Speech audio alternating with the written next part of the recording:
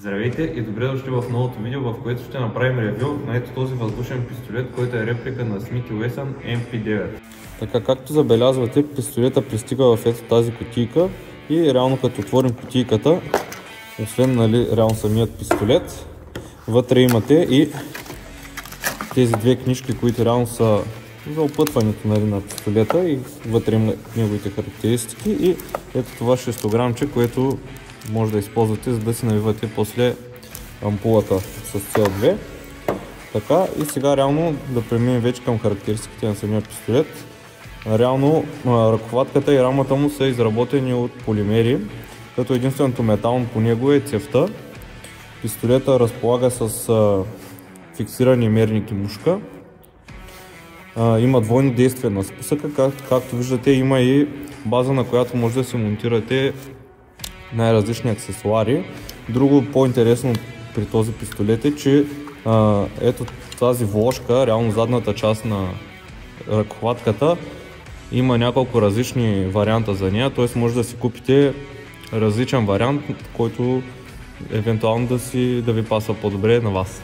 Преминаваме и към пълнителя, който отговаря по капацитет на бойният вариант, като капацитет е 18 топчета, като в него, освен топчетата, които се слагате тук, се монтира и ампулата с CO2. Калибърът на пистолета е 4,5 мм, общата му дължина е 185 мм и тежи 660 грама, като максималната му скорост е 112 метра в секунда и има долна енергия от около 3 джаула. Преминаваме и към зареждането на пълнителя, като се дърпате ето така това надолу и си го закачате така и вече си пълните топченца. Ето така. Като сега аз няма да го пълня догоре, ще се го допълним след малко. Да преминем към монтирането на самата ампула, като ето тази пета на пълнителя си я издърпвате. След това от комплекта, от кутийката си вземате 6 грамчето и развивате ето винчето, да.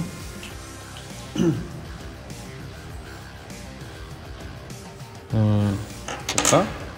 По принцип е хубаво да си слагате такава смашчица тук за това клапанче, да. Ето ще сложим малко. Да има.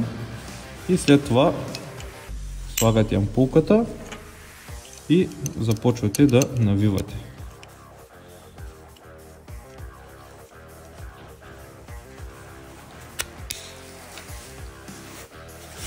Газ.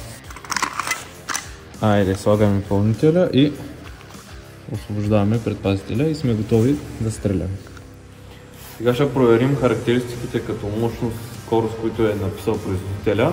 И след този хронограф, в който сме въвели теглото на боеприпаса и калибъра. Като температурата, на която в момента ще провеждаме тия тестове, е около 0 градуса. Което е добре да се знае. Така.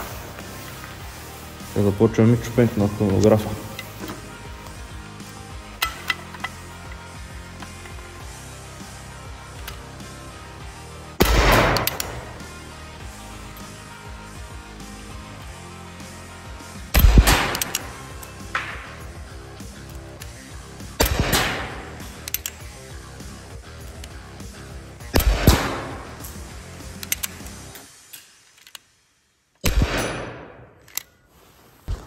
Толкова, малко на 3 джаула в началото.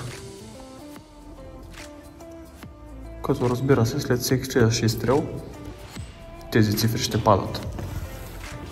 Започваме тестовете по точност, като този път слагам цаките за безопасност. Стреляме на дистанция горе-долу 9-10 метра и мишената е ето това кашонче там. Прекрасното. Айде.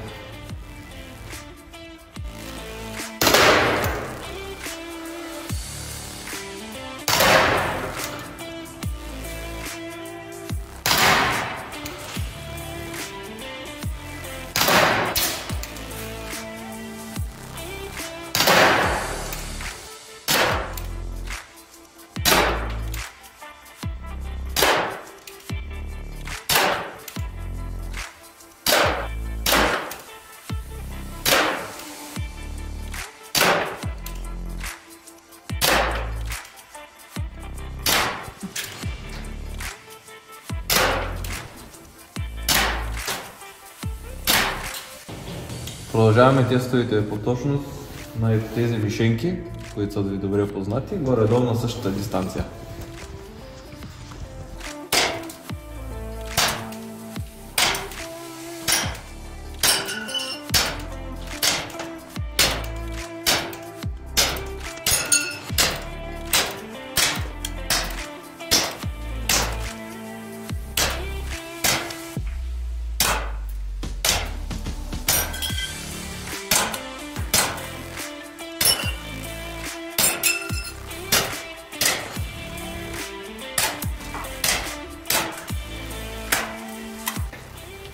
Както видяхме от тестовете за точност, установихме, че пистолета стреля надолу и вляво, ето както се вижда тук, след което затвърдихме същото нещо, както видяхте и тези мишенки, като двамата оцелихме по три, като ни се налагаше да се нагаждаме, да стреляме леко по диагонал на самите мишени, да се прицелваме, защото иначе няма как да ги оцелим. Най-вероятно мерника и мушката са малко монтирани не точно както трябва.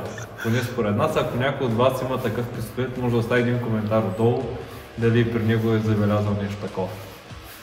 Като заключение на видеото ще кажа, че установихме, че производителите не са ни излагали. Наистина с една ампула се произвеждат около 60 на изстрела, както и ние толкова преброихме. Както видяхте, скоростта и джаулите, които бяха написани от производителя, също излязоха верни. Но като цяло се натъкнахме и на други проблеми, като например точността на пистолета не беше особено задоволителна. Като друг проблем, който също се натъкнахме, е, че се случваше пистолета да прави празен изстрел, след което и да изстрелва на следващия път по две топчета, което не е много окей. Така че като цяло оценката, която бих му я дал от 1 до 10 е примерно 4,5 до 10 му давам на пистолетчето. И като цяло това беше от това видео. Надявам се да ви е било харесало, да ви е полезно също така. И пак казвам, ако някой от вас има такъв пистолет или познава някой, да напише един коментар дали той има същите проблеми, които ние днес установихме. И това е. Абонирайте се и до скоро!